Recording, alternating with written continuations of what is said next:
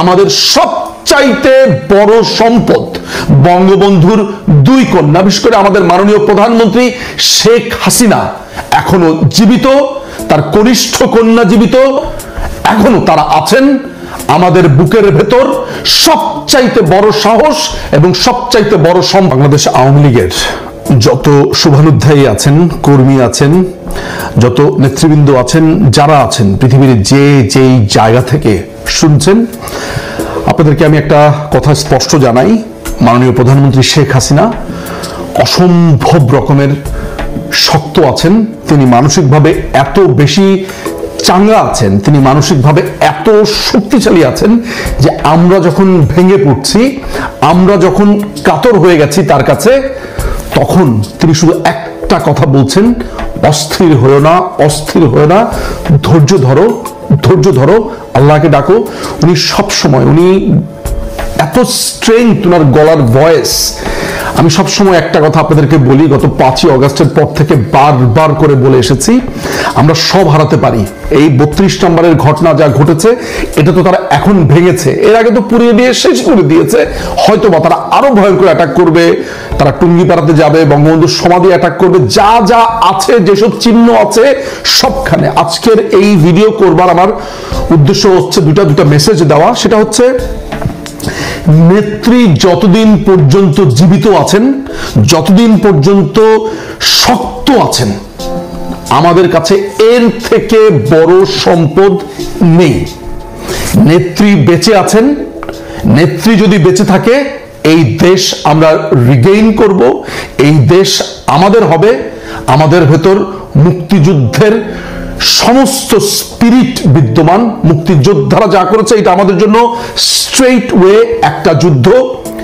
দ্বিতীয় মেসেজটা হচ্ছে, পৃথিবীর যেই প্রান্তে আপনারা যারা আছেন, আমাদের অসংখ্য গুণমুগ্ধ মানুষরা রয়েছেন, অসংখ্য ভোটাররা রয়েছেন, সমর্থকরা রয়েছেন, যারা পড়াশোনা করছেন, চিন্তা করছেন, যারা কখনো রাজপথের আন্দোলনে আসেননি, যারা নীরবে নিজেদের মতন থাকেন কিন্তু ভোটের সময় নৌকাকেই ভোট দিয়ে যান।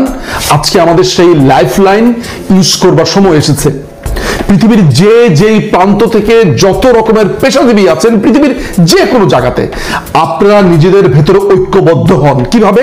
ধরা যাক মধ্যপ্রাচ্যে, ওয়েস্টে, এশিয়াতে, ফার ইস্ট এশিয়া, যেসব যত জায়গা আছে, আফ্রিকাতে যত বাঙালি আছে যারা মুক্ত বুদ্ধির, মুক্ত চর্চার, বাংলাদেশ আওয়ামী লীগ, বঙ্গবন্ধু মুক্তিযুদ্ধের পক্ষের, আপনারা সবাই নিজেদের ভেতরে ঐক্যবদ্ধ হন, আলোচনা শুরু করুন।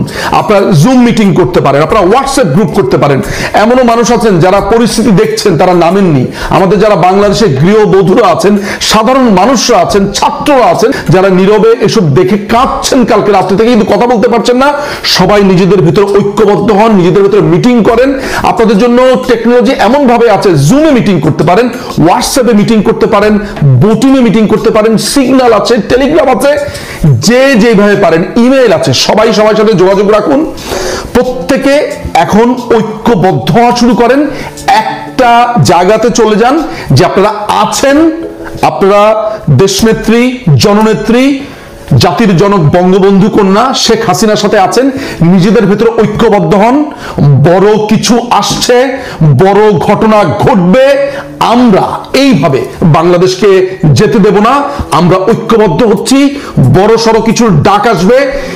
এই হায়নাদের, এই রাজাকারের বাচ্চাদেরকে এই দেশ থেকে রিমুভ করব, এবং আপনাদের ঐক্যবদ্ধ শক্তি আমাদের সবচাইতে বড় সম্পদ। আবারও বলছি, 32 পুড়েছে, ধরা যাক সবকিছু শেষ হয়ে যাচ্ছে, আমাদের কার্যালয় হয়তো বা ভেঙে দেবে, আমাদের টুঙ্গিপাড়া ভেঙে দেবে, সমস্ত কিছু। ওরা আমাদের ভেতর একটা ভয় লাগাতে চায়। আপনারা তো নিশ্চয়ই লক্ষ্য করেছেন যে দেশনেত্রী কিভাবে গতকালকে এই ঘটনার মধ্য দিয়ে স্ট্রেংথ রেখে বক্তৃতা দিয়ে গেছেন। আপনাদের কাছে আমার একটাই অনুরোধ, আমাদের সবচাইতে বড় সম্পদ বঙ্গবন্ধুর দুই কন্যা, বিশেষ করে আমাদের মাননীয় প্রধানমন্ত্রী শেখ হাসিনা এখনো জীবিত, তার কনিষ্ঠ কন্যা জীবিত, এখনো তারা আছেন আমাদের বুকের ভেতর। সবচাইতে বড় সাহস এবং সবচাইতে বড় সম্পদ তারা। একদম ভাঙার কিছু নেই। 75-এর পর আমরা দেখিনি, 21 বছর আমরা সহ্য করিনি, আবার আসবো, এই দেশের শাসন ক্ষমতাতে আসবো, এই দেশকে রিগেইন করব, এই দেশে এইসব হায়নার বাচ্চাদের একদিন বিচার হবে। শুধু এই সংকল্পে সবাই যে যার জায়গা থেকে ঐক্যমত্য হন। ধরা যাক ডালাসে আছেন, টেক্সাসে আছেন, নিউ ইয়র্কে আছেন, লন্ডনে আছেন, ম্যানচেস্টারে আছেন, জোহানেসবার্গে আছেন, মধ্যপ্রাচ্যের দুবাইতে আছেন, সৌদি আরবে আছেন, রিয়াদে আছেন, সেউলে আছেন, সিডনিতে আছেন, মেলবোর্নে আছেন। স্টুডেন্টরা, পেশাজীবীরা, ডাক্তাররা, ইঞ্জিনিয়াররা, ব্যারিস্টার্সরা, লয়ার্সরা, যে যেই পেশাতে আছেন সবাই একসাথে হন। আপনারা হোয়াটসঅ্যাপে গ্রুপ করতে পারেন, জুমে গ্রুপ করতে পারেন, আপনাদের যে কোনো আলাপে আলোচনাতে আমি আছি।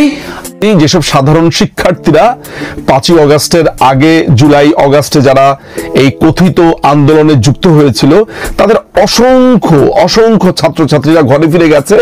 আমি নিশ্চিত তারা এখন শুধু বিস্ময় নিয়ে দেখছে যে কাদের সাথে আন্দোলনে গিয়েছিলাম। আমরা আন্দোলনে গেছি, আমরা তো আবার পড়ার টেবিলে চলে গেছি, এরা কারা সারাক্ষণ রাস্তার ভিতরে রয়ে গেছে। আজকে তারা এই স্বাধীনতা ঘোষণা করবে, আজকে তারা একে মারবে, তাকে মারবে, এই বাড়ি ঘুরাবে, সেই বাড়ি ঘুরাবে। নিশ্চয়ই তারা আজকে তাদের ভুল বুঝতে পারছে এবং তারা বুঝতে পেরেছে যে একদল রাজাকারের বাচ্চার সাথে তারা যোগ হয়েছিল। হয়তোবা তারা ইগোর কারণে, লজ্জার কারণে বলতে পারছে না। আবার অনেকেই বলছে ব্যক্তিগতভাবে, আমি তো এরকম শত শত ইমেল পেয়েছি। আমি যেই কথাটা বলবার জন্য এই ভিডিওটা করছি এমন একটা মোমেন্টে, সেটা হচ্ছে যে আমার নেত্রীর কাছ থেকে আজকে আমি যেটা বুঝলাম এবং জানলাম যে শত কষ্ট, শত বিপদে এইভাবে শক্ত থাকতে হয়। আজকে তিনি যখন ভাষণ দিচ্ছিলেন, একটিবারের জন্য কি আপনারা একটু নিউট্রালি যদি চিন্তা করেন, ভেবে দেখেন তো যে আপনাদের কাছে একবারও মনে হয়েছে কিনা যে বঙ্গবন্ধুর বাড়ি ভাঙছে? তিনি একটা বারের জন্য বলেননি যে, বা কম্প্রোমাইজ করেননি যে আমি ভাষণ দিব না, থাকুক না। এটা তার চরিত্রেই নেই।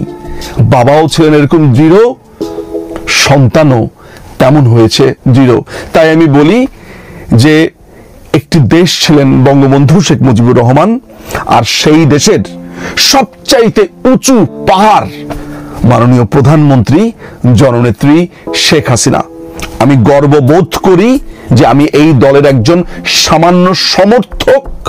আমি গর্ববোধ করি আমি বঙ্গবন্ধু শেখ মুজিবুর রহমানের একজন অনুসারী। আমি গর্ববোধ করি আমি মুক্তিযুদ্ধের সপক্ষে।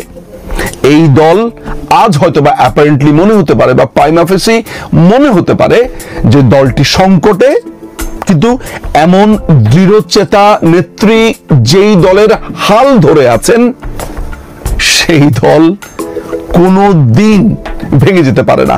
আজকে তারা ভেবেছে যে 32 নম্বর ঘুরিয়ে দিয়ে তারা আমাদেরকে স্তব্ধ করে দিবে। আপনার কি মনে হয়, আপনি কি এটা বুঝতে পারছেন যে সারা বাংলাদেশের মানুষ ঘরে ঘরে স্তব্ধ হয়ে গেছে? তারা হয়তো অনেকে বিশ্বাসই করতে পারছে না। আমি যতগুলো মানুষের সাথে কথা বলছি তারা বলেছে তারা বিশ্বাসই করতে পারছে না। আমি পার বিএনপি সমর্থক করে, একদম কট্টর বিএনপি এমন একজন লোক আমাকে ফোন করে বলেছে যে এইটা তো ভাই মেনে নিতে পারছি না। আমার আব্বা তো মুক্তিযুদ্ধে গিয়েছিল, হ্যাঁ আমার বাবা পরবর্তী সময় বিএনপি করেছে, কিন্তু এইটা তো মানতে পারছি না, এই বাড়ির চত্বরে ঢুকেছে। এইভাবেই বাংলাদেশের মানুষ এখন ভাবছে। ভিতরে ভিতরে প্রচন্ড ক্ষোভের জন্ম নিয়েছে, এদের প্রতি প্রচন্ড ঘৃণার জন্ম নিয়েছে।